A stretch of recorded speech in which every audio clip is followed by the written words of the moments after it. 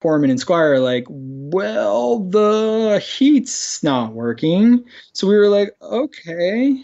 So we tracked for, I mean, I'll give us credit. We tracked for like 3 or 4 days in legit the freezing. It was warmer outside than it was inside the studio.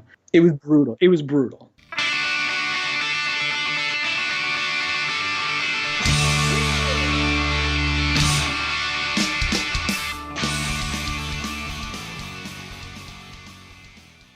Welcome, everyone, to This Was The Scene, the podcast that takes a look back at the late 90s, early 2000 punk scene. I am your host, Mike Doyle. Before we start, if you want to support the podcast, you can go to patreon.com/thiswasthescene. You can sign up for $1 a month just for listening, and that's all you get. There's no other cool tiers or anything like that. But it's cool if you do that, and it's also awesome that other people have done that. So thank you to all the patrons that have done this, and anyone who has donated over the years and has shared the podcast and is still listening to this day. Orange Island, however you say orange, was a rock band based out of the town Clinton, Massachusetts. They wrote and recorded several demos before being signed to the Boston-based record label Iodine Recordings in 2000. The Shape of Calling was Orange Island's debut album, and shortly after its release, the band started touring the U.S. with many well-known bands included Brand New, The Movielife, Breaking Pangaea, Kill Verona, and others. They left Iodine and signed to Triple Crown Records and released a self-titled CD that was very well received by reviewers and the indie scene.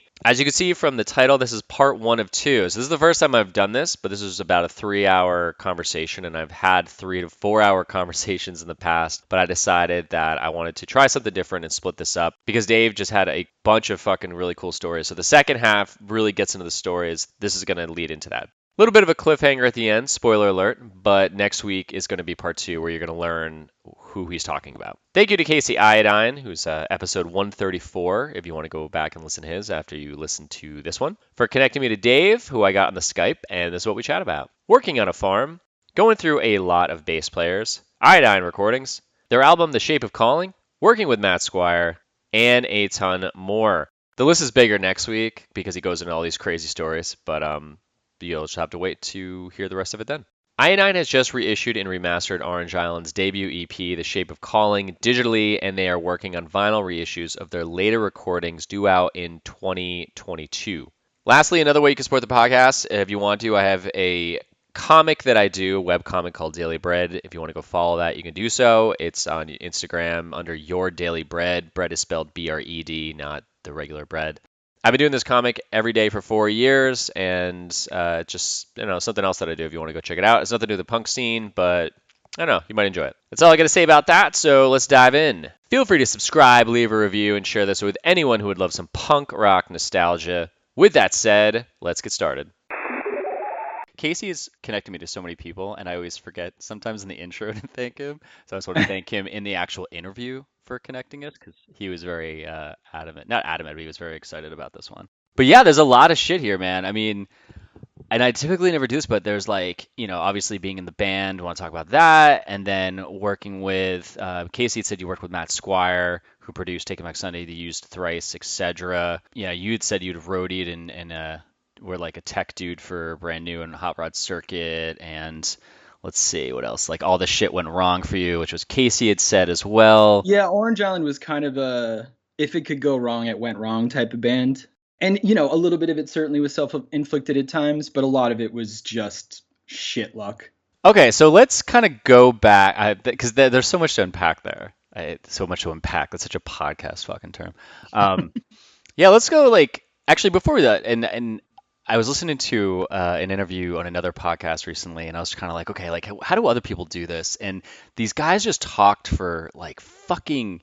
Two things annoy me with this guy's podcast. One, he played a song of the band, and it was 5 minutes long. I was like, holy shit, dude, just fucking get into it.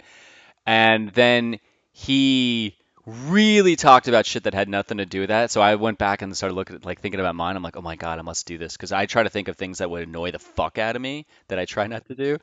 But so on that note, before we jump into, I am going to jump into you getting involved in the scene stuff. Let's really jump into it. But working on a farm, I'm it's so intrigued by this. How long have you real quickly, how long have you done this, and where is it at? So it's in Massachusetts. I grew up in Massachusetts, still live here now. I'm Central Mass, so closer to Worcester, a little further away from Boston. I'm like 45 minutes out of Boston, 20 minutes away from Worcester, so kind of in that in between. So I've actually been farming at the farm I'm at now for only about 6 months. I farmed previously for 3 years on an apple orchard, peach orchard, also in Massachusetts. Farming is not easy work, so I got burnt out physically after those 3 years. Long story short, ended up in the cannabis industry for about 4 years in Massachusetts. First couple years on the medical side, second couple years on the recreational side. And my last year in cannabis being 2020 with the pandemic and everything, I ended up getting COVID myself at the end of last year, as did several people that I worked with at the dispensary. We had a massive outbreak and business had to close for a while. Everybody got laid off. So it was a really rough ending to last year, Wow. personally, professionally, all that stuff. So as I was getting better this spring, I had a pretty tough bout with COVID myself. I'm a lifelong asthmatic, so breathing and like that stuff, like it took me a good 3 to 4 months to like fully recover. So once April hit and I was considering getting back into cannabis, I was also considering other things. And I've been following my friend's flower farm. It's called Five Fork Farms in Upton, Mass, for years. And they're just a wonderful family. It's called Five Fork because it's established by five siblings. And Grace, who runs the farm, was working on Wall Street for a couple of years and just did not want to be in that world anymore. So she left it completely, came back to Massachusetts, and started a farm with her family. In talking with her earlier this spring, she could tell I was at a crossroads. So she was just basically like, I'd love to have you here. And that went on for about a month, month and a half. And then I finally caved and said, all right, I'll work a couple days a week. And that couple days a week turned into a full-time job, which has turned into the best decision I could have ever made for myself. So I feel super lucky to be there and to kind of have rebounded after cannabis kind of chewed me up and spit me out. I said a lot in the last couple of interviews because I think a lot of this podcast is this balance of what we thought back then and what we do now. And then there's a lot of things I think that people had this mindset that was built into them at a younger age that carries till now. And the things that happen to bands too, it's like you kind of just tripped over things sometimes and it led to success. My point being that don't you find that the things that you're completely unsure about, they always turn out to be the fucking things that work out? Oh, absolutely. And for me, my gut has always led me in the right direction. But the problem is listening to my gut without my head getting in the way, without my heart getting in the way. I will set those obstacles in front of myself and those hurdles in front of myself. And then still end up in the place where my gut was telling me to be. And I look back and it's like, damn it, when am I going to learn? Well, I think that that kind of ties into because a big thing that Casey said in his interview was that you guys just kept shit just like bad shit just kept happening to you guys, or like you could never catch a break. It was kind of like, so I'm thinking like it's gonna be interesting where we kind of lead it off with where you're at now and just that little tidbit of, yeah, I think I fought against and I did it, and like and just kind of going back into that whole thing of, this is the non-psychology degree of me just getting psychological, being like, well, wonder what was that part that played that whole time when shit was just going bad. But so we'll see. We'll see if I'm right. That's like my thesis. Let's see. We'll lead, we'll lead up to it and see if. Oh, there's plenty of that. We could talk bad stories all day long, but that's obviously not all we want to talk about. I mean, hey, why not? People love hearing all the bad. Oh, of course they do. Of course they do. So is there something? So this is gonna lead into you getting involved in the scene, and I always ask, were you in the scene first and that led you to the band, or were you in the band and that led you to the scene? But within that, because now that you work on a farm, I'm guessing there was some kind of maybe something as a kid that brought you in this direction of. I'm trying to. Is there anything that when you got involved in the scene that started unlocking shit in you that you can look to and say, like, hey, this is how I got involved in the scene, and we'll talk from there. And also, is there anything from there that kind of ties into you working on a farm now? Well, I guess I would just say to bring it back to the early days. I have several tattoos on my body, but I have this one tattoo of blueberries on my left forearm, and I get more questions about it than any tattoo that I have on my body. And the origin of it is it's a memorial tattoo for my grandfather. I have that because very early on in life, my brother and I spent a lot of time with this grandfather, with my mom's dad, and he helped raise us as much as my parents did, and he very early on established a hard work ethic in both me and my brother. My grandfather used to forage for food constantly, so he would take us into the woods for hours and hours at a time. We would pick blueberries for I shit you not, like 6 hours. Just the three of us in the woods with a whole bunch of old like Folgers and Maxwell House coffee cans, just filling them up with blueberries. And thinking back to that now, it's like he was recycling and reusing things before I even realized what that was, before that was a movement. I mean, all of it, honestly. Like, my grandfather would catch the fish and then bring it home. My grandmother would clean it and cook it for dinner. The huge veggie garden in the backyard and fruit trees and just that whole concept of as much as you can find your own, grow your own, cook your own, can your own, all that stuff. We weren't a hippie family in any way, shape, or form, but that is something I've always like held on to. And as I grew up, the work ethic piece of it certainly has always been a large part of who I am as a person. And that definitely like led into music and DIY and all that stuff. And it's weird because my grandfather, back when he was alive, would have been the first to tell you, stay in school, get your degree, yada yada yada. And I was the one saying, I have to follow this drive and this passion to be part of music, however that is, whether I'm creating it myself in a band or I'm helping another band or helping create art, whatever it was. Music was such a driving factor and driving force in my life as far back as I remember being alive and having a heartbeat. And that was a weird thing with him and I when I was 19 years old and I dropped out of college because I wanted to pursue music. Was my mother being a lifelong teacher and having all these people in my life on my family side saying, you've got to do this, you've got to do this, because they didn't have those opportunities themselves, or because they just felt like, well, he's going to regret this one day if he doesn't do this. But I couldn't explain to them what I felt about music. I tried, but I had a hard time. And this is also another thing that sort of lends itself to Orange Island at the end of the day as well too, is I was always the member of the band that Had the how do I most want to say talent. this? No, I'm just kidding. No, certainly not. Certainly not.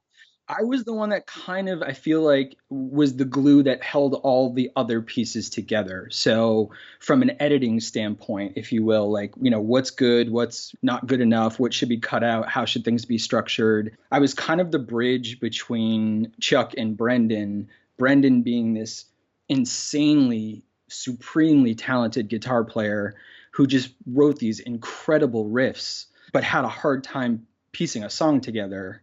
And then Chuck, who just oozes this unbelievable ability with words to not just to like turn a phrase for a song. This is someone who has published books. He's published a novel, a children's book. He's just a prolific writer. And so being sort of the person between those two was what made Orange Island special for me, was the thing the three of us had, which none of us could do the other person's job, if you will. It's kind of interesting because Chuck, as it says Charles on your Wikipedia, so he's the drummer, right? Yes. Okay, that's interesting because usually people just stupidly think that they don't know how to write lyrics. So was he, and there's only so much because I really learned about you guys. I know that our two bands played a show, like Casey had sent me a flyer that we played a show in like Westchester. I don't even know what Oh, year that dude, was. those Westchester shows used to be awesome. I don't remember. Do you remember this show? I know I'm jumping off track. I'm gonna jump back into this, but I don't remember because I'm looking at the date and it's a January 26th or something like that, and I'm thinking that was the last. Was that with Hope Conspiracy by any chance? Let me see. This was with us, Orange Island, you guys, Breaking I was gonna Pangea, say, I'm sure Breaking Pangea was there. which is also interesting because you had roadied for Taking Back Sunday, so with Fred and the band right? Yeah. So I never actually worked for Taking Back Sunday. I worked for Brand New. Oh, yeah, I'm sorry. I got mistaken with the producer. No, no, My no, no, bad. My totally. bad. It was on when the, I did some stuff for Brand New here and there, but my main time working for them was that summer tour of 2002 where Brand New and Taking Back Sunday went on the road together, and they were both just on the cusp. And that tour is what it really propelled both of them into next level insanity. And it was crazy to watch it play out literally day by day. Yeah, well, we'll get. Well, let's not just not jump there yet. Oh, sorry, sorry, sorry. I My want bad, to my because I just took like 3 steps away. this is my old man brain, just like, oh, let me go down this thread now. I like as I'm trying to think of like the person listening and being like, where the fuck did you go with we went from blueberries to fucking So, Take It Back Sunday. totally bad, But totally bad. just real quick, no, it's us, yeah, us, you guys, Breaking Pangaea, Allison Ranger, the anthology, the heist. So Hope Conspiracy was not on that. Okay, so that had to have been another one. I know we played Westchester with Hope Conspiracy, which is funny and doesn't make a ton of sense for Orange Island and Hope Conspiracy to play together, but that was also the beauty of the late 90s and early 2000s was it wasn't about grouping bands together. It was about just if you're a pop punk fan, there was something there for you. If you were a ska fan, there was something there for you. If you were a hardcore fan, there was something there for you. So, that was just one of the most amazing things about that time in that scene. Yeah, people bring that up a lot, and I think about that now where I use Spotify a lot as Discover Weekly or some shit like that to see what bands are new, and so I'll listen to these newer songs and stuff, and I love that they're still a scene and it's going on. I don't go to local shows to see what the fuck is actually like, so I don't know how they're meshing shows. Like it seems to me that bands that are playing all kind of sound like fall into the same category, which is way different from what we're talking about. Like obviously with ska and hardcore and punk and shit from back in the day. Oh, absolutely. Yeah, no, from afar now, because I certainly am totally removed from the quote unquote scene, but I think that my understanding is in this again, just from little things you see here and there online and whatnot, but that it's like, okay, these 3 bands or 4 bands, or in some cases 8 bands, are all basically the exact same ish, and then so we'll put them all together and we'll make sure that we get everybody that we can possibly get from this scene of music out to the show. I don't know. It is what it is, but it feels very redundant to me, and it certainly doesn't bring that camaraderie through all these different styles of music that I felt at shows back in when I started going to shows in the early to mid '90s. Yeah, I mean, I think like what this podcast was kind of against, which is an aggressive term because I don't really give a shit that strongly. There's more of just like a sarcastic part of me being like, fuck that scene, was kind of like how how the haircuts and this fashion core thing came around in the early 2000s, and that became kind of like, I mean, I don't see that now. I think the kids are a lot more, my God, the kids, I'm so old. They're a lot more interesting. Like this, I keep talking about this band Turnstile a lot. Oh, hell yeah. Holy fuck, like those kids just have their own style, like all, and I love that. It's just this, you're kind of like, what the fuck is happening here, and it makes so much sense. So I dig Yeah, that there's they, something really special happening with that band right oh now. my God, they are just like blowing the fuck up. I mean, they were big, but that new album Glow On is just taking them like to the And fucking moon. there's something about the timing too, right? Like not only that album hitting now, but at a time when everyone is just dying for something special, especially as a music fan. We all haven't been able to see live music for so long and feel it, right? Because to me, that was the biggest thing about music when I was discovering it over and over and over again. I mean, whether it was the early '90s and Nirvana and Green Day and Smashing Pumpkins and all these bands, and then leading into the mid '90s and hardcore and emo and indie and all this stuff. It's like it's the feeling. It's what Yeah. it's how it moves you. Like that's how something special is happening. And there's definitely that moment happening with Turnstile for sure. So I think this is like a good way to kind of go back into how you got involved in the scene. So, and I forget where I was going with Chuck being a writer. I was going to take it somewhere. I think it was being more sarcastic. I think I just want to make a point that drummers typically don't write. No, I mean, I hear what you're saying. I think, the bass player and the drummer, the rhythm section oftentimes gets overlooked on the creative side, which is really sad because I mean, Chuck, obviously being the drummer in Orange Island, was hands down our most prolific word writer. I That mean, was that's where I was getting to. That was the point because I said there was so much I'd known about you guys when we played a couple shows together. But so yeah, so he and then we'll get back into how you get in the scene. But like he was the main songwriter. so it started basically with the structure of us was, four dudes jamming in a room, literally writing songs as the four of us.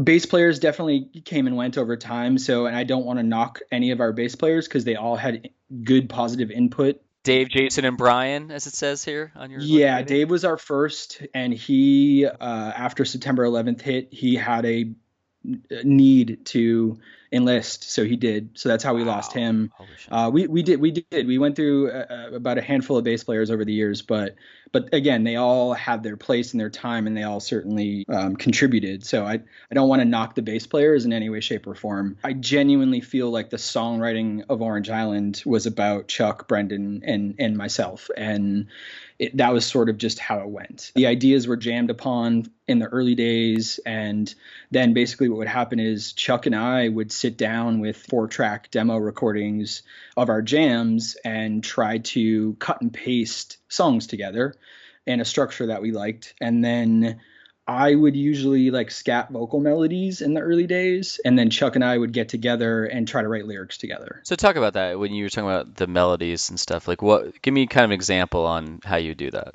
Honestly, just it is as simple as it sounds. So here I am thinking like, oh, I just got this great idea for this song. I've got this great hook, right? So I'd like record it on our 4-track. And when I say 4-track, I'm talking like late 90s 4-track. So cassette tape and like the whole deal. So I'm recording vocals over these awful, like super loud, terribly, mic'd recordings that we were recording in our jam space at the time. Just basically just trying to get some type of melody that I like, some kind of general structure for melody, not worrying about words at that point, just trying to have the melody come out of me. And sometimes it worked in an original way. And then several times I'd think I have this great idea. I'd get it all down. And then I'd show up for practice that night and I'd play it for everybody. And they'd look at me and go, that's a Jimmy Eat World song, right? And I'd be like, ah, damn it. Or like, oh, that's a Hot Water Music song. I'm like, gosh, shoot. And it's like I didn't hear it until they'd say it, and then I'd be like, "Oh, damn, you're right." No wonder no wonder why I thought it was a good idea. But I mean, that's music, right? I mean, we're all drawing and pulling from our influences, Well, it's like and you got to let yourself do that, especially when you're young, because it's like you can't just expect. I think in an older age now, a lot of us will try something and expect it to come faster just because we're older. And it's the same process as when you're young. You have to sit there and you have to steal and you have to trip over shit and you have to make mistakes because you're not just going to just be at where you're at from the moment you open your mouth and start singing or writing or playing guitar. You have to try all that stuff and then you start kind of finding your own way and be like, all right, am I not stealing, or maybe I'm stealing a little bit, but it's like just slightly. oh, absolutely, yeah. I mean, I didn't know what I was doing. I just knew that. I mean, to be fair, none of the four of us.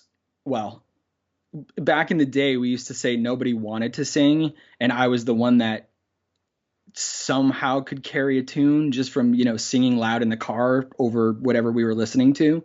So I just was like basically voted as like, well, Dave will just sing, and I was like, sure, why not? Did you get like kind of so when that put you in front of a crowd, were you like, fuck, I chose the wrong instrument? Well, it was a while before we played our first show, so I wasn't that worried about it at first, in the sense of I felt like I could pull it off.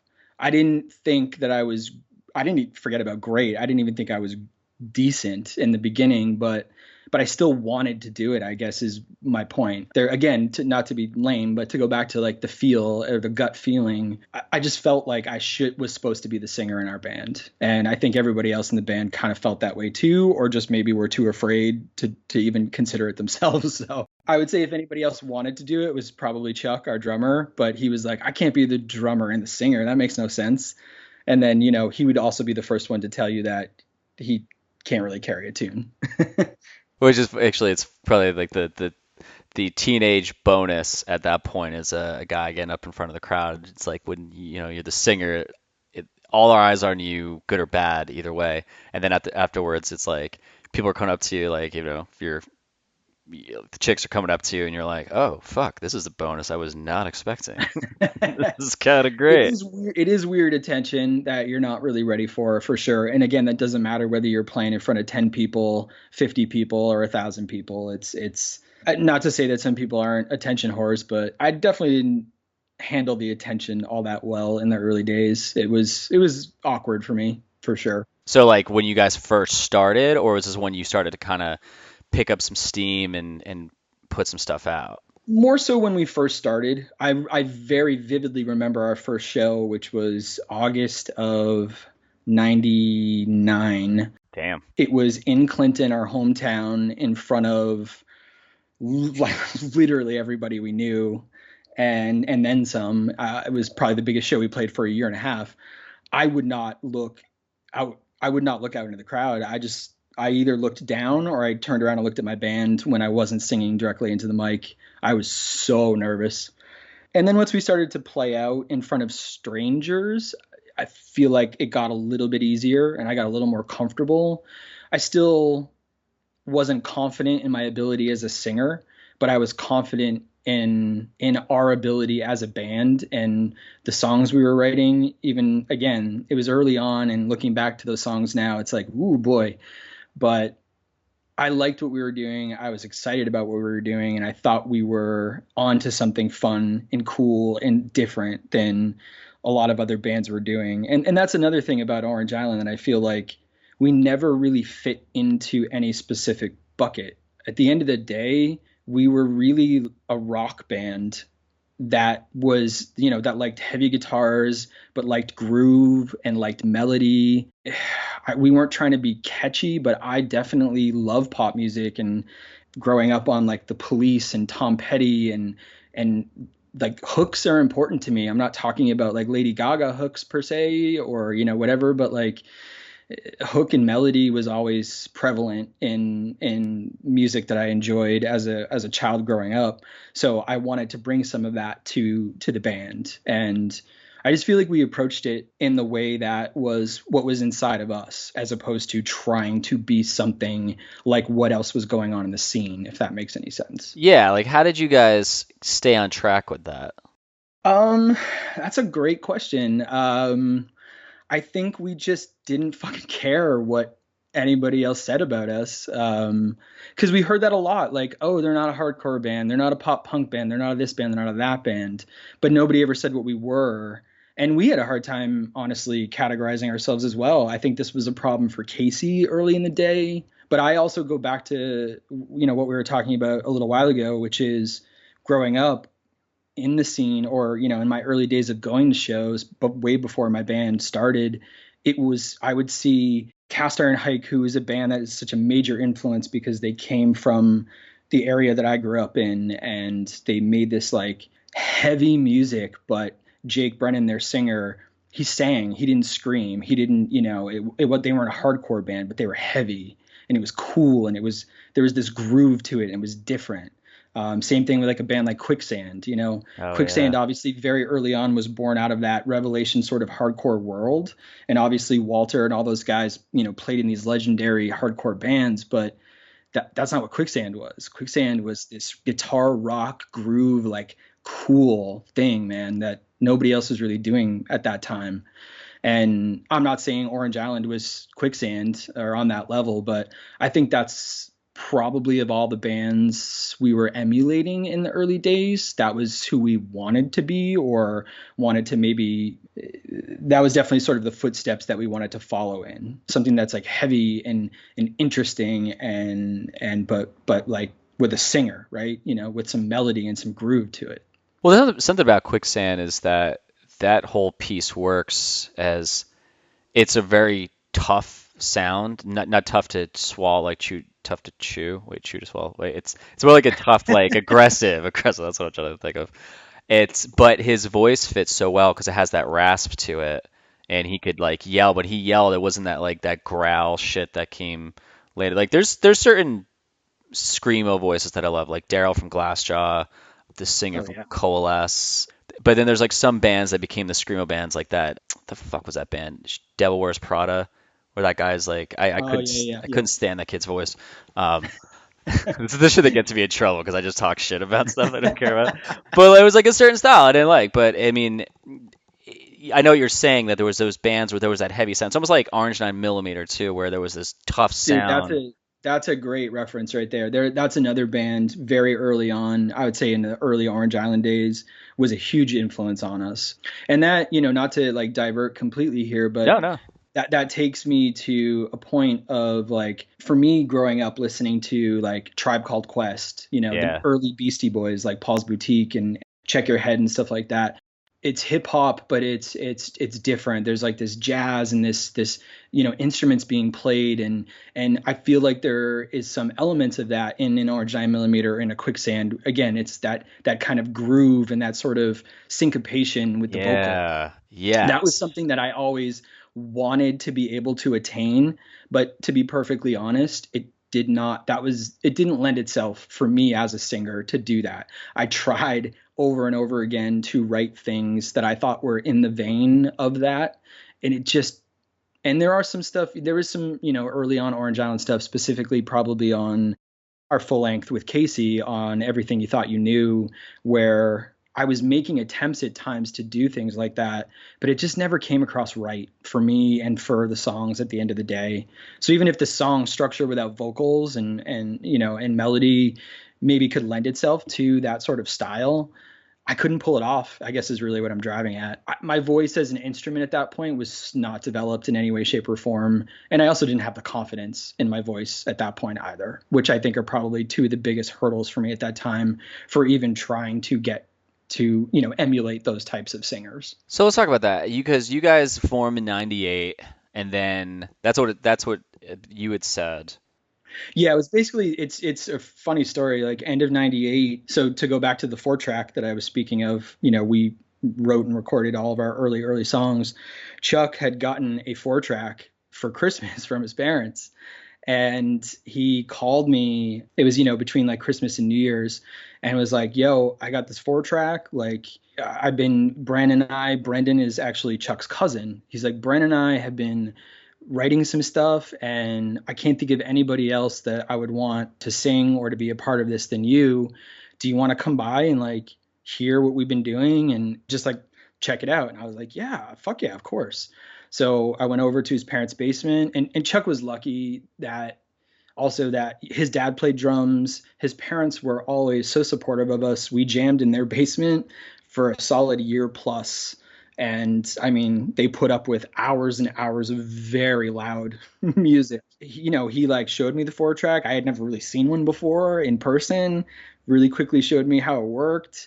We listened to some stuff. There was this one thing that they had done which was different from everything else. It was quieter and I don't even know how to explain it. Like I don't know, just some like weird B-side, like early Jimmy Eat World thing with like loops and it just felt different than anything I had heard from what Chuck had been playing me that they had been jamming on. And I just immediately had this weird inspiration of melody and a hook and actually a line or two that just kind of came out.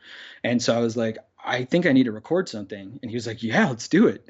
So I did it right there on the spot, did like a take or two, and that was ultimately the beginning of Orange Island. So we started just immediately getting together 2, 3 times a week after that, jamming constantly, writing constantly. And, so 99, I guess, was ultimately where the band really began, and we started writing and ultimately, making demos and then played our first show that summer. So How old are you guys at this point? I was 20 at that point. Chuck would have been 17. Brendan was 16, and our bass player at the time was 17. So those three were still in high school. I was a year removed. I feel like if you're a 20-year-old and a 16-year-old, the age gap there is not that it's like 4 years, but in that time of your life, that's a huge gap. It is for sure, and I would agree. I mean I do agree 100%. A weird thing, a unique thing, I don't know, an interesting thing, if you will, for me. So I went to Catholic school through 8th grade, and then my parents at the end of 8th grade just said, it's up to you. Do you want to go to, where you want to go to school for high school? Do you want to go to public school? Do you want to continue like in a private school, whatever? I immediately was like, public school, please. I wanted to be exposed to more people, more things, more ideas, all of that. it was an easy decision for me to do that. But I also came from this slightly sheltered world that I existed in for school for a long time. So being introduced all of a sudden out of nowhere to just different people, different culture, different things, it was very eye opening and very exciting for me. And I found that as I was sort of finding my place in high school, whether that was, freshman year, sophomore year, junior year, senior year, it doesn't matter. I was making the majority of my friends with people older than me and people younger than me. It felt like I wasn't finding friendships that were, in my grade or my age, if you will. I don't know why that was, but again, I don't know if it was just seeking out, newness everywhere I was. Well, I'm thinking the gap between 20 and 16 from a band perspective, right? Because 16, you're what, going into like 10th grade probably, and in 20, you're about 2 years removed from high school.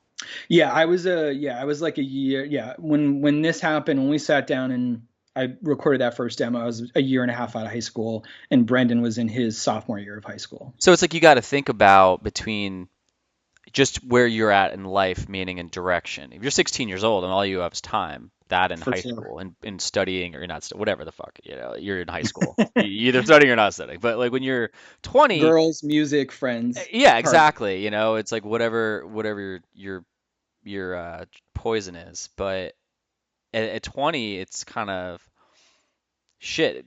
People are kind of like getting down on me or parents wise or just the society like you need to be figuring out your life's direction and going to school for shit. So it's like having those two things happen. Again, this could have been like you could be like this has had no problems back then, but when that's happening at that time and having a band, because a band is going to go in one direction. It's going to play a lot of shows, and then someone's going to go, let's go on tour, and someone's going to go, okay, or someone's going to go, let's not go on tour. So, but when you're 20 and 16, the point I'm trying to make is that you're being pulled in different directions, which has got to add a little bit of, which can add a little bit of a riff maybe in the growth of a band. Absolutely, for sure. We were in a unique position in that being the oldest member of the band, I was starting to have more experiences and interactions in the Boston and Worcester music scene at the time. Not that those guys weren't going to shows as teenagers, they were, but I was starting to meet people, right? And starting to make connections, even though I wasn't thinking of them as connections for my band or anything like that. It was just meeting people in the scene, going to shows, meeting like-minded individuals, right? And having those connections. And you know how it is when you're that age and you connect with somebody for the first time and you realize like, God, how much you fucking love, Sunny Day Real Estate's Diary or whatever it is. Like you just go on and on forever about it. And so I'm having these experiences and sort of like, in some ways, again, without realizing it, laying the early groundwork for Orange Island to be a band and to have contacts to be able to get shows and do these things.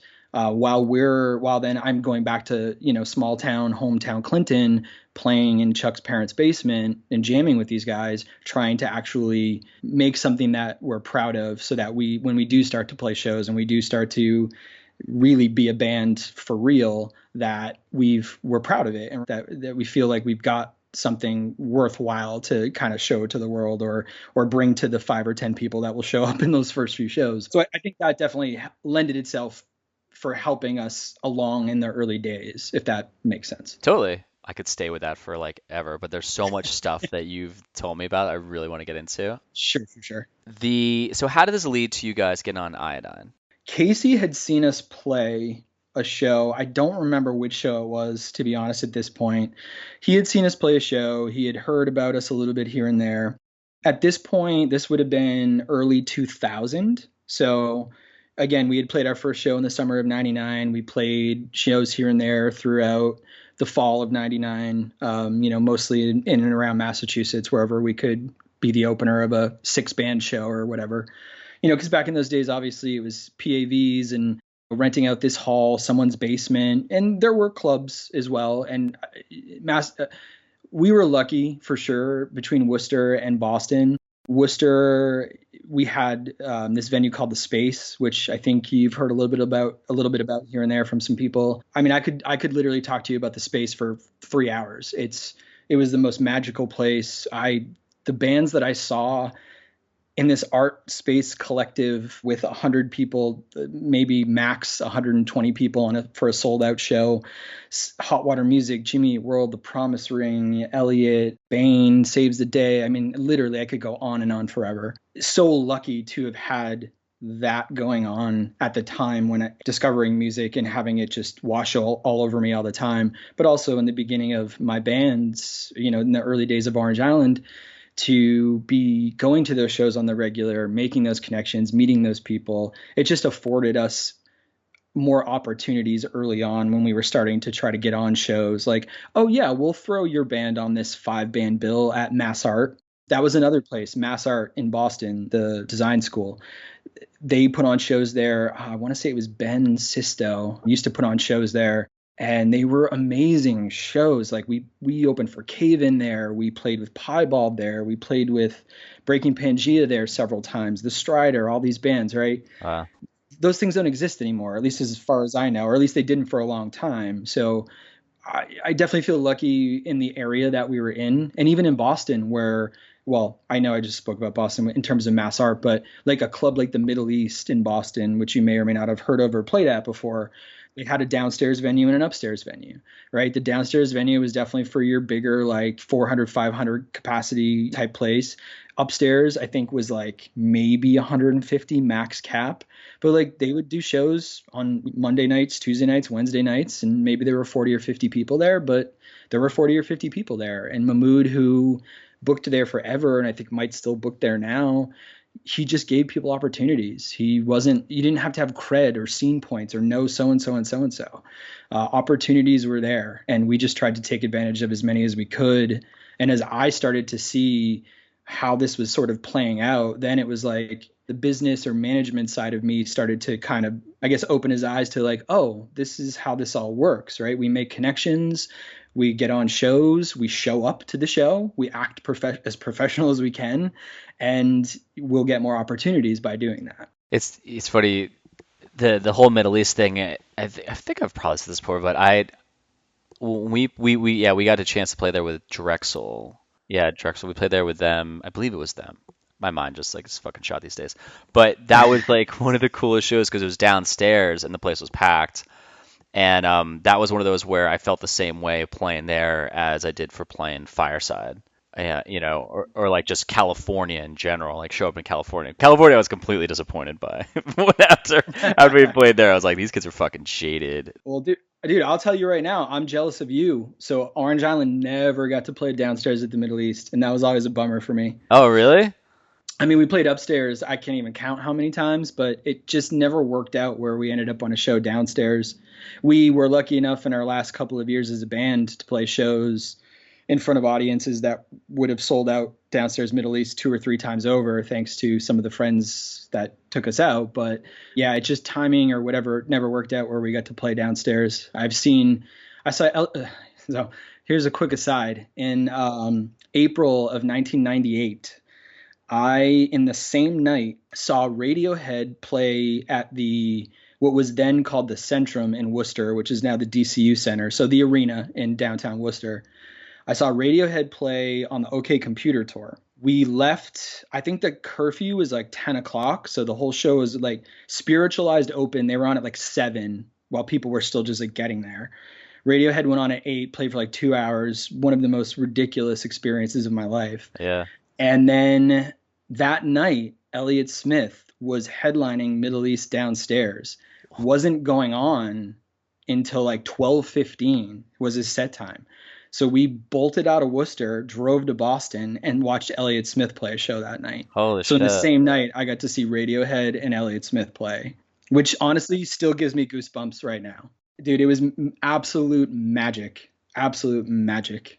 There's moments nowadays where I try to keep my eyes open for shit to think of moments like that, right? Like for you, that whole night of just how crazy that is, how you still remember it. It's like as an adult, I'm like, I could still do shit like this. I just have to be as excited for it and just be like, I can't believe this happened. Because you think it just stays when you're younger, like, oh, I can't do that. It's like, no, you can. You just got to be open for it. But now I'm just like thinking around, I'm like, I don't really know what bands that would be around that I would do that for. That would blow my mind. But maybe Fest will be like that when it's coming up. So you guys Yeah, and I talked about the space a lot. I think like with Joe from Garrison, we talked about it, and then Casey. Yeah, I mean, Worcester started with this collective called the WAG, the Worcester Artist Group, which was a place I had only gone to a few times. That would have been when I was like 15, 16 years old. That was a thing. That was more of art in general and a performer's space, if you will, as opposed to the space, which was much more, I would say, like 95% about music and putting on shows, a true collective like DIY venue. And they actually, there was three total incarnations of the space in terms of the building that it was inside of, because they were literally just renting warehouse space. And Worcester at this point in the 90s was cheap, and it was relatively easy to put on these shows. From what I understand, it was like find a space, and even if you're not paying rent for it, just put on a show in it, right? So there was just that DIY ethos of like, we're just going to do it, and until someone tells us not to or stops us. The last incarnation of the space was pretty much run like a full on venue. Joe was definitely a big part of working there. I would see him working the door when I would show up for shows. He would do sound, stuff like that. Ed McNamara, who he was in Garrison with, was more on the side of like running the space and dealing with the bands and booking the bands and stuff like that. But again, I mean, this is a place where as a junior, senior in high school, and then in late teens and early 20s, seeing these bands that are now mega famous, or even just bands that got really popular a year or 2 or 3 years later, being able to see them in this small place 15, 20 minutes from my house, with 100 of my best friends, was just outrageous. What were a couple of bands that you saw there that did that? I think I mentioned some earlier. So like Hot Water Music, Jimmy Eat World, Promise Ring, Saves the Day, No Knife, Jay June, Cast Iron Hike, Bane, Piebald, everybody played there. It got to a point where you didn't choose between Boston or Worcester. You played a show in Boston and you played at the space if you were smart. So fucking crazy. All those, yeah. It's like you think about that back to that time, and those bands were just gigantic, and they're just playing locally like that, Oh, and dude. I mean, honestly, Mike, crazy. like I can think of a show right now that was, I know, I want to say it was Jimmy Eat World headlining, Mineral main support, and Christie Front Drive was like the opener. Oh my God. Dude, like stupid, Gee. stupid shit like that. Fuck. I mean, the first time I ever saw Texas is the Reason was at this shitty club in this town, Fitchburg in Massachusetts. There was this club there that used to put on mostly hardcore shows, but again, as we talked about earlier, and as you know, back in those days, it was rare to not at least have one outlier band on a show if it was mostly hardcore bands. I saw Texas is the Reason for the first time play live. Cast Iron Hike, I want to say, was the headliner. Still Suit was on that show. 454 Big Block. So it was definitely, Texas is the Reason was the outlier, but that was also why I was like, who the fuck is this band? Yeah. And oh my God, I need to know everything about them immediately. Yeah, they could fit so easily on a hardcore show. Oh, hell yeah. I mean, back in those days, you just didn't think twice about it, a band like that being on a hardcore show. Because while we used that terminology, it's a hardcore show, it really just meant, to me, it meant like the ethos of hardcore. It meant like, here's a bunch of DIY bands that are available for this bill, and everyone's going to have a good time. And some bands are going to sound like this, some bands are going to sound like that, and everyone's going to, fuck each other up, but carry each other out. Yeah, exactly. And plus, like everyone, all those bands would probably listen to that and like the Spice Girls and shit. It's like Totally. you'd always hear them and the vans are driving off and they're cranking pop music. You're like, wait a minute, they should be listening to hardcore. It's like if you're playing a hardcore band, you're probably not listening to hardcore all the fucking time. No, I can't imagine that was the case. I lived in this like music apartment, if you will, in a couple of years when I first moved to Boston. Basically everybody in the house was in a band. One of my roommates, Josh English, who was the singer and bass player of Six Going on Seven, him and I loved pop music. And again, I go back to, like I think I said earlier, like listening to The Police in the car with my dad as a little kid, and Tom Petty and Fleetwood Mac and all those, just beautiful pop melodies that still to this day I love more than anything.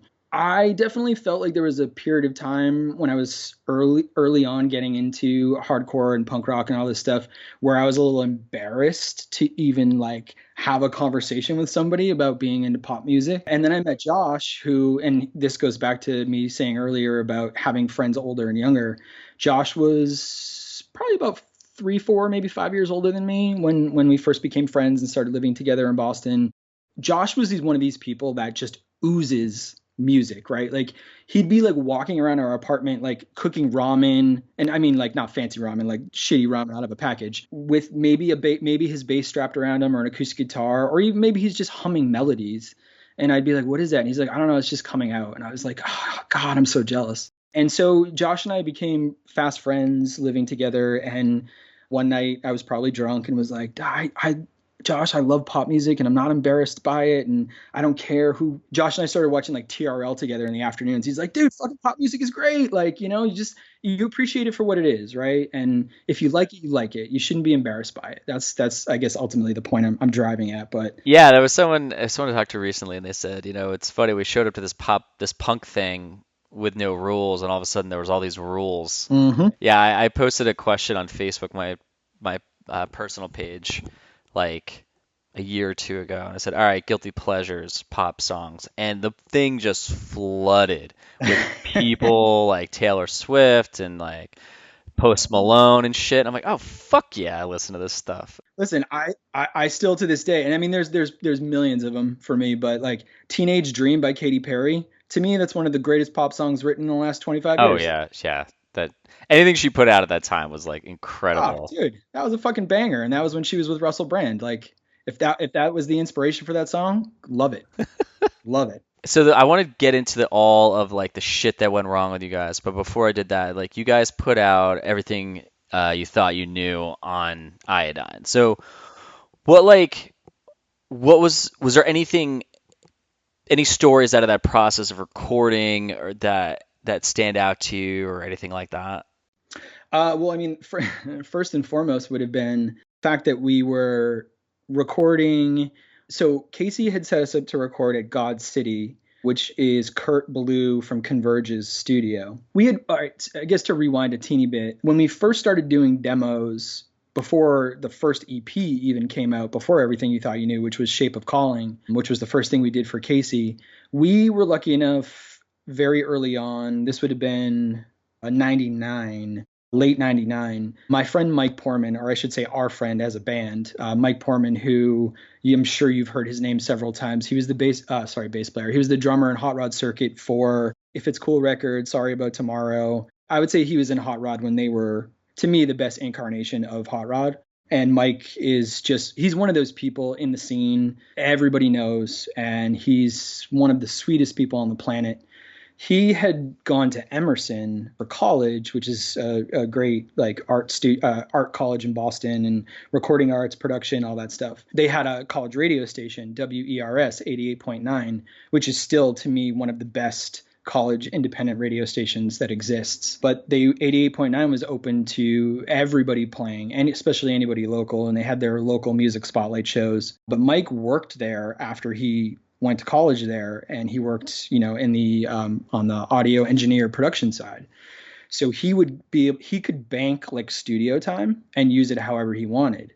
And because of my early on like budding friendship with Mike, and then Orange Island sort of starting at that time as well, he was very generous with his studio time, allowing us to go in there and starting to figure out how to record songs, how to work through the kinks. And he really helped us very early on figure that stuff out. So that was kind of like our first experience recording, was with him at Emerson. So then when we signed with Casey and it was time to make the Shape of Calling EP, we had demoed a lot of that stuff with Mike at Emerson. So then we ended up recording with Mike at at a studio called New Alliance, which at the time was pretty much right behind Fenway Park, which was also really weird, like a weird sort of, juxtaposition, if you will. Wait, why?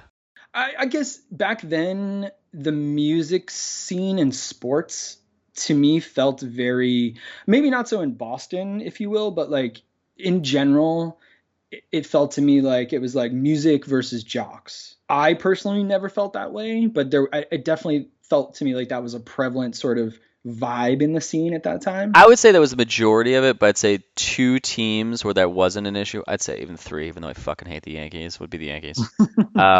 Red Sox, because it seemed to me all the Boston kids when we go to shows, they were just like, yeah, we're fucking going to the Sox. You know, it's like all right, and then the Totally. There was a huge element of that for sure. Totally, and then the Cubs out in Chicago, like Oh yeah, for sure, for sure. And I mean, I can really only speak on the Red Sox thing. I think back in those days, pre 2004, when they finally won the World Series, which is it's the kind of like the lovable greatest game loser.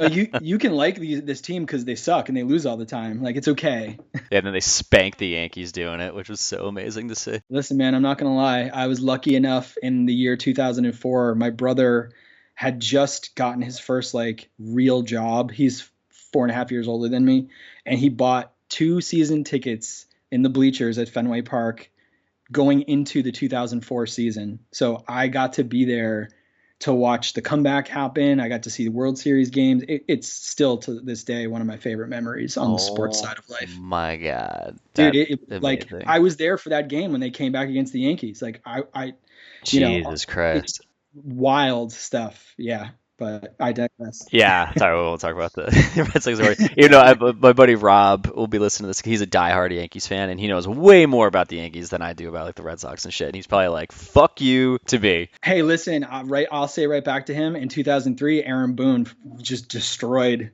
all of our hearts as Red Sox fans. So 2004 was a little bit of retribution for that. Yeah, especially since when I was a kid, I had $1 bet on the game where Buckner let the ball go through his legs, even though he's not Oh, the one come who. on, no way. Yeah, that's why I'm not. That's why at 7 years old, I learned that I'm not a gambler, and it's Yeah, stuck with me through same, life. So same. you guys were recording behind Fenway. Yeah, so that was where we made The Shape of Calling, which was our very first official release with Casey. I think that was Casey's first release after the Ghost in the Gears compilation, if I have that correctly, because I believe I believe you're right. Shape of Calling was technically Iodine #2. So we did that with Poorman at New Alliance. New Alliance is still around. They're in a different space now. They're a really great studio in Boston. They've been around again. So now, probably 30 plus years. That was an amazing experience. When it was time for Everything You Thought You Knew, New Alliance, if I have this correctly, was booked pretty solid. We had these songs and we wanted to, get on the road, and we wanted, I mean, to be fair, the Shape of Calling it was just it was the first thing that came out of us basically as teenagers. And so it was more maybe fast and pop punky than really our band was meant to be. I guess that sounds weird, but No, that makes total sense. we didn't.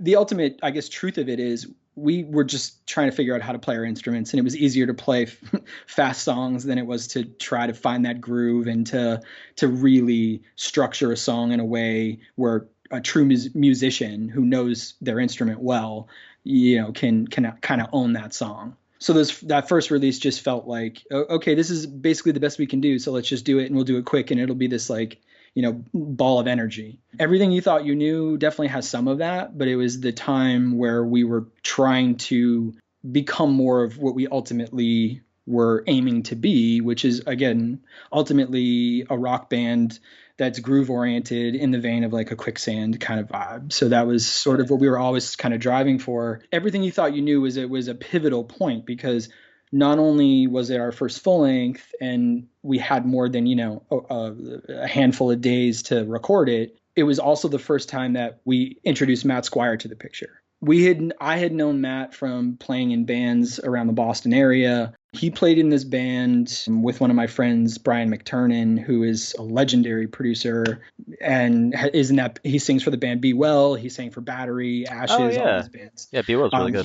He's literally recorded everybody: Hot Water Music, Thrice, Recover, Movielife. I mean, Senses Fail, tons of hardcore bands, Bane. Like he's recorded his whatever. Brian is a legend. Brian and Matt started this band because Brian was living in Boston at the time and Matt had moved up here. They both grew up in the DC area and they both ended up in Boston at the same time. And so they knew each other because they played in Ashes together. So when they were both in Boston, they started this band called Milltown.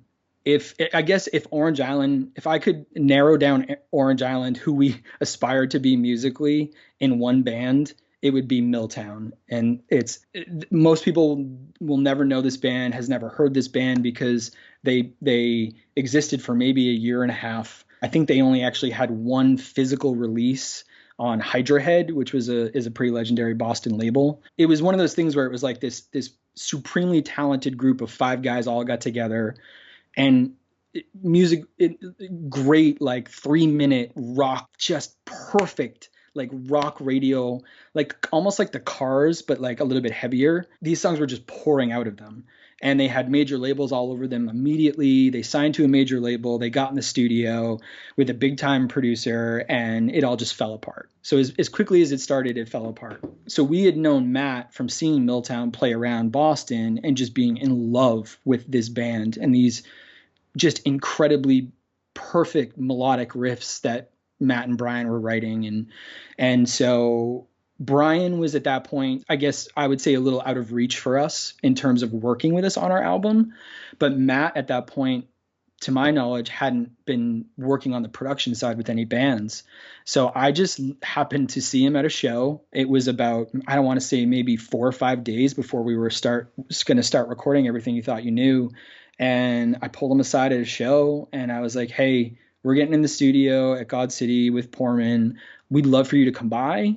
We'd love for you to check out the songs. If you have feedback, that's cool too. Like, I didn't want to like push it like, hey, come help us make this record.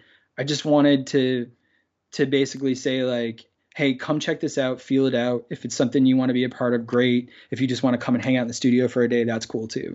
It's honestly, looking back, one of the best decisions we ever made as a band, because the combination of Mike Portman and Matt Squire for us as songwriters and creating in the studio, it was like that was where we were complete, if that makes sense. What did he add to the process? Because that was like back in the day when producers became like fucking as popular as a band. And so like what was the actual, because if I think about Mark Trombino, I think about Jimmy World and like what's his face, the singer of Goldfinger, Jesus Christ. Oh my God. Singer Goldfinger. I know, I'm blanking too. You Oh said it, and my I was like, God, dang it. it's like one of those names like Britney Spears. It's like you should fucking know it. Wait, hold on. I'm gonna fucking Google this real quick, just so I don't sound like an asshole. You know what's funny, real quick, about Jimmy Eat World? I still think back to, and I don't know if we'll actually get back to this point or not in this conversation, but in my early days of sort of discovering like underground music or indie music or the stuff that would ultimately become the stuff that I wanted to, play and be around. I'm sure you know about Newbury Comics. Yep. Legendary, music store and stuff for a long time. And I remember discovering Newbury Comics for the first time as a 16-year-old and just being like, holy fucking shit. Like, I can come to this place and hang out for 6 hours and the people working here will like come up to me and talk to me about music and give me recommendations. Well, my first time going into Newbury Comics, I left with Static Prevails. Knowing nothing about Jimmy Eat World, most people didn't know what Jimmy Eat World was at that time. I literally, I shit you not, I saw the cover art and I was like, that's fucking cool and different. And I actually asked the people working there, like, has anybody heard this album? And I'm pretty sure it was crickets. So I bought it. And I remember getting out into my car and like, it's the CD, right? So you take the plastic off and you open it up and it's your jewel case. And I popped it into my CD player in my car. And, I'm like, it's like the first car I ever owned, this shitty Ford Escort, but you're damn right I had a good sound system in it.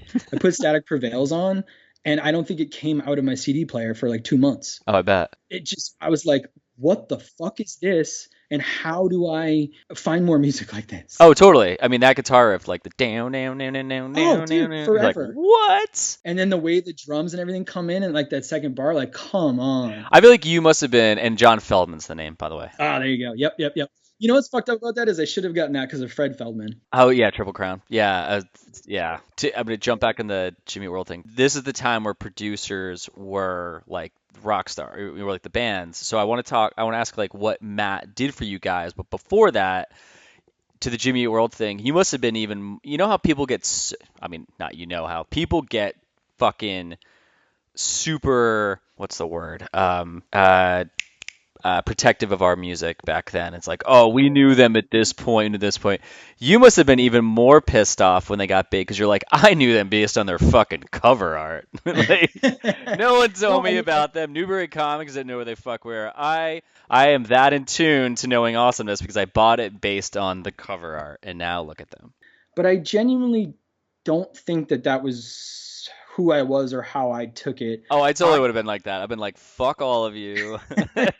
I am awesome. You are nothing. I was more excited just that I found it when I found it, so that I could have, so that I was able to experience it as long as I was able to. But I mean, and Jimmy Eat World is kind of like the thread throughout too, because that was an early on discovery for me, and I think that was '95. And then again, I remember playing that for everybody. I remember the first time I played Static Prevails for Chuck from Orange Island, and it was like every song would come on and he'd look at me with his eyes wide open and his mouth wide open like, what the fuck, dude? And I'm Yeah. like, I know, like, wait till the next one, wait till the last song, it's gonna blow your mind, there's fucking violins and shit, dude. But and then and then we're watching Jimmy Eat World play at the Space, right? It was like, how fucking lucky are we to watch this band that at that point they were playing songs that they had recorded for Clarity, and Clarity wasn't coming out because of the shit they were going through with Capitol, but they're playing these songs live because they're recorded and they like them.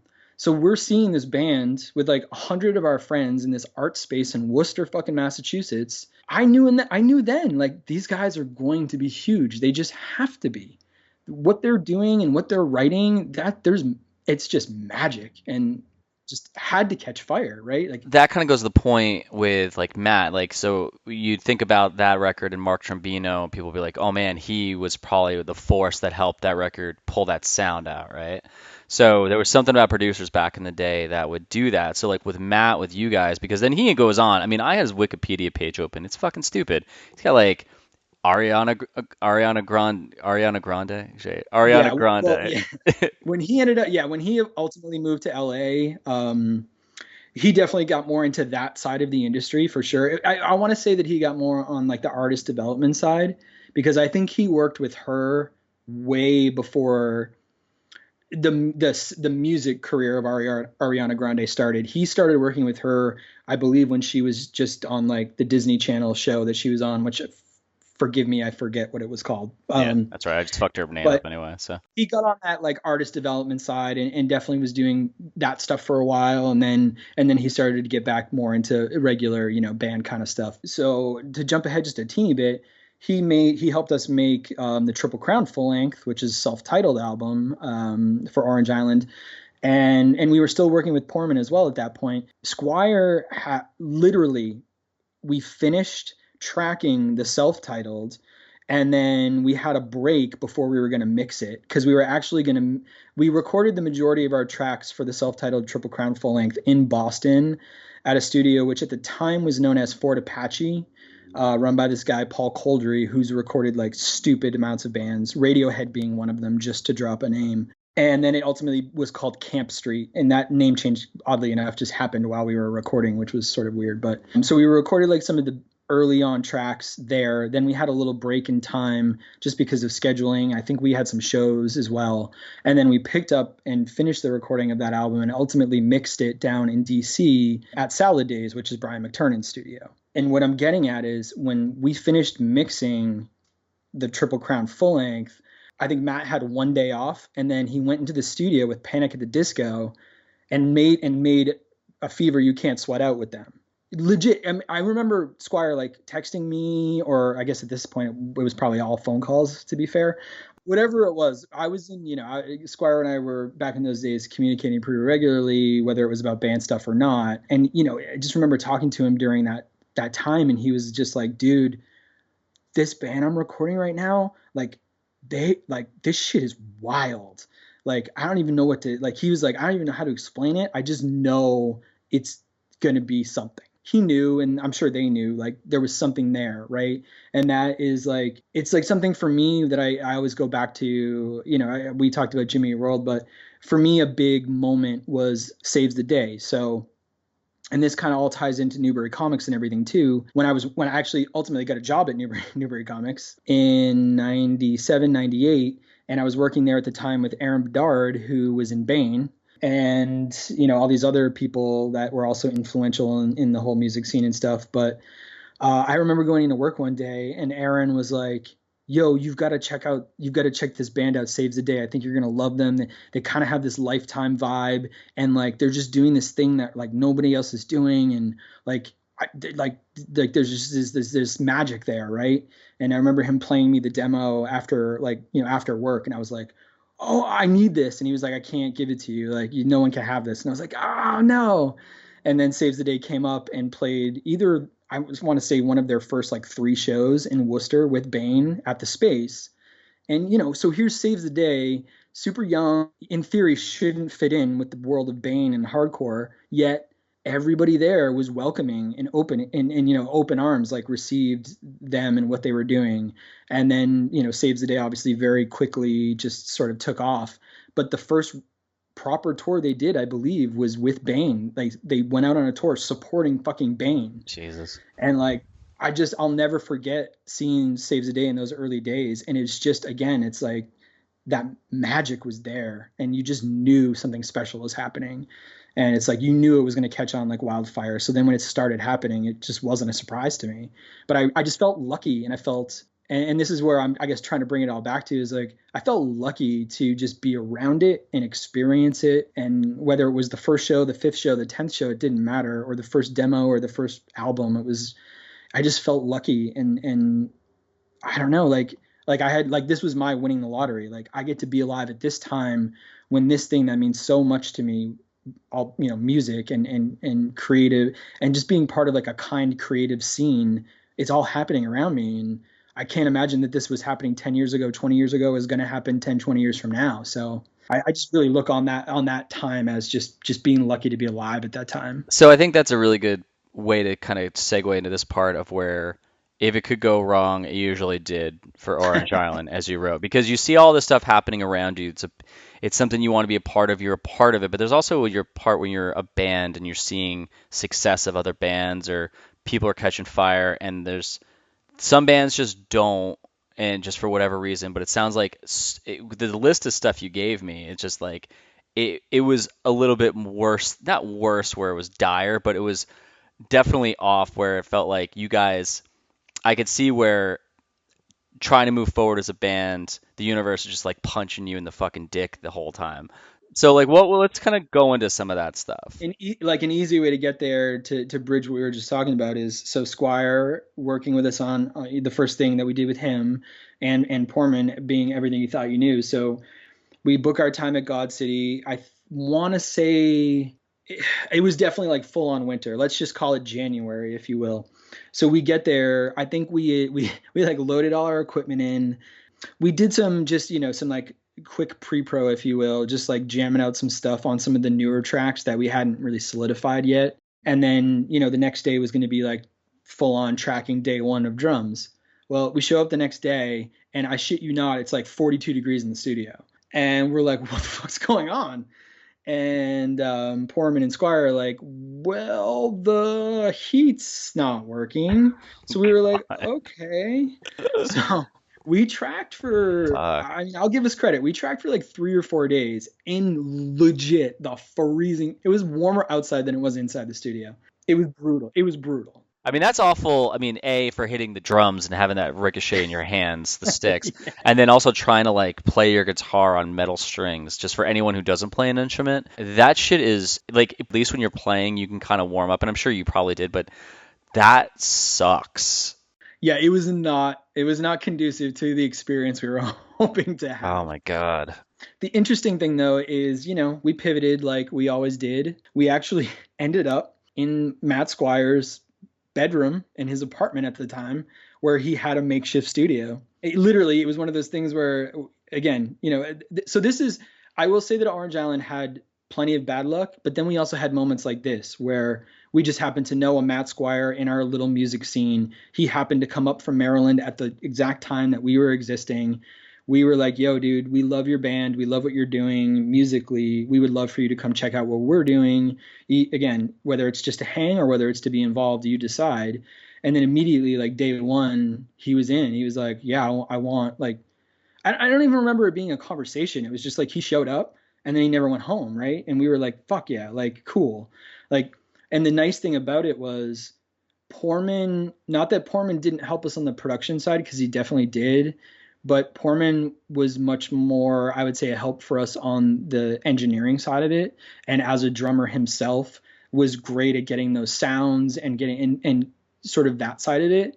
And Matt really started to dig in with us more on the production side and like melody writing and like, hey, why are you doing this? Why don't you do this? And one of the interesting things with Squire, I'll never forget him saying this to me at one point when we were in the studio, early-ish on, was Matt comes from, music theory, and so he knows if you have a riff or if you have a part written, he knows logically where it should go, right? Orange Island had no, when I say we had no music theory, like we were as opposite of that as you can get.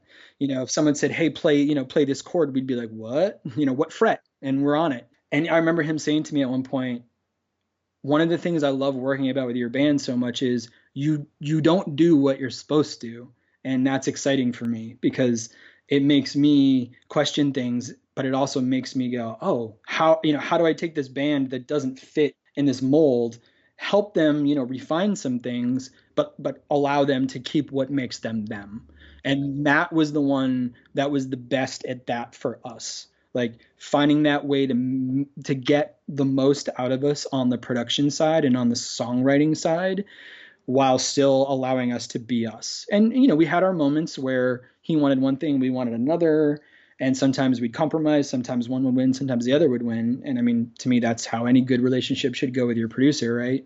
No one's always right, no one's always wrong. But Matt was the moment, that was the moment with Squire where we realized, like, this is the team. Mike is this side of the brain, Matt is that side of the brain, and these two just know us and get us, and this is it. Like, we would have, to us, we would have just, that would have been it forever. Like, who cares about anybody else? Like, this is it.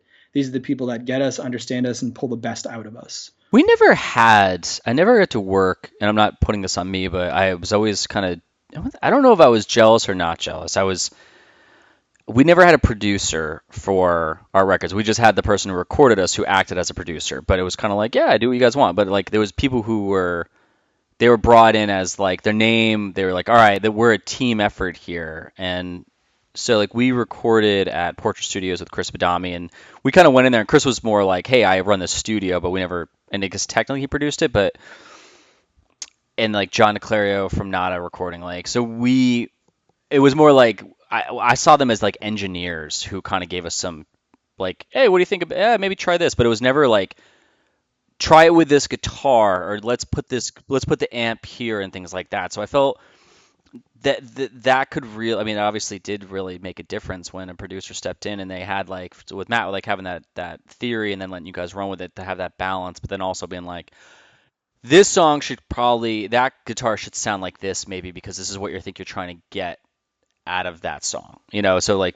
playing and fucking around like that. Oh, for sure. Absolutely. Yeah. And again, like, we definitely got some of that from Poorman. Like, Poorman had good solid producing chops, but I feel like his strength was more, again, on that engineering side of it, getting the right sounds, for sure, on the drum and rhythm side of things. Like, him being a drummer, he knew, like, no, no, no, fuck this, we need a different snare for this song, or like, no, no, no, we need to mic it this way. Like, that's the kind of stuff that we still, I mean, it's never really fully were able to get right with ourselves. We needed that kind of help from people, not just back then, throughout our entire career. And then Matt just, like, again, like, rounded it all out and, like, filled in that piece that I don't even think we fully knew we needed until he was there. And this isn't me patting myself on the back, because I didn't know exactly what was going to come of me asking him to come to the studio. I just knew it couldn't be bad. I was like, I love this guy. I love the sound of his guitar. I love what he writes with Brian. And if we can't get Brian in the room with us, then I didn't look at Matt as like a consolation prize. I was like, these two dudes are in this band writing these amazing songs, writing these amazing riffs. Like, I need some of that magic in my life. How do I grab onto some of that? That was it. I was just like, Matt, come to the studio, like just hang out. If you want to give us some advice, great. If not, that's fine too. And again, he came and never left. We're so extraordinarily lucky to have had that team of those two together working with us. We wouldn't have made the records we made, at least the last two, without Squire or Portman. There's just no way. So it's kind of like, so based on having a good team, let's talk about, you had said that you had a booking agent that was a total disaster. So Oh god. so this is like where it worked against you. So what is that about? Yeah, I mean that was so. This was the point And where totally feel free to name names. No, I'm just kidding. I mean, yeah, I'm not afraid to. So this was the point where we were still working with Casey. We were between everything you thought you knew was out, and we were touring it relentlessly, and I mean like nonstop, constantly playing all the time, whether it was for 10 days at a whack, every weekend, a 5-week tour that had 12 shows canceled in the middle of it, and we just figured it out. And a lot of that was, certainly DIY, contacts of contacts of contacts, meeting other bands, playing with them in Boston or Worcester, and then reaching out to them, being like, "Yo, can you hook us up? Can you get us a show?" And Casey also was a huge help in those first couple of years with contacts and helping book stuff for us, and giving us a fucking encyclopedia of MapQuest directions back in the day, because obviously there was no GPS and that whole world. So I want to say that we may have already agreed to sign to Triple Crown, or it was just about like leading up to that. And actually, we probably hadn't yet. It was probably when we were heading in that direction. I had been on the road with Brand New in the summer of 2002. And then I remember having a conversation with Casey at that point about like booking agents, because I knew about booking agents. Most of my friends' bands had booking agents, whether they were small, medium sized, whatever. And I was just like, Casey, how the fuck do we get a booking agent? And he's like, well, honestly, easier said than done. You either have to know the right person or you have to be blowing up. And he's like, you guys aren't blowing up yet, so you need to utilize your contacts. So long story short is we ended up utilizing Fata Booking for a tour. I want to say Avange at the time was the one who was sort of our booking agent, if you will, point of contact with Fata. And I mean, they were in Philly at the time, and we had a very good following in Philly. I would say outside of, Massachusetts, Philly, and probably Long Island were our two next best markets at the time. Between like the Breaking Pangaea guys, who are all still friends of mine to this day, and Little League early on, and then they changed their name to Kill Verona after the Little League Baseball Association told them to knock it off. So we had bands, that we were really tight with in Philly. We felt like we had a name in that market. We had played so many, different venues in Philly, and so it kind of made sense. Like, here's a Philly booking agency, and they're sort of dialed in, and yada yada yada. So we paid, thousands of dollars up front for them to book a tour for us, and certain bands were promised to be on the tour with us. Then those fell through, and they did ultimately, quote unquote, book a tour for us that we went out on. And I want to say it was about 5 weeks. And out of those 5 weeks, I think 15 shows either just didn't happen or fell through, or the promoter was like, huh, what? This was never confirmed. There's no show tonight. It was a disaster. And it definitely was a moment for Orange Island where we easily could have said, fuck this, we're done. This is stupid.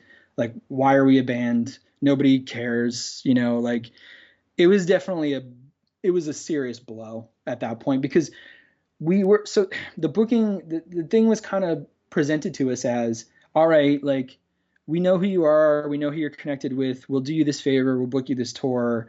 And I want to say the initial tour was supposed to be us supporting Strider and the Strider and Fairweather.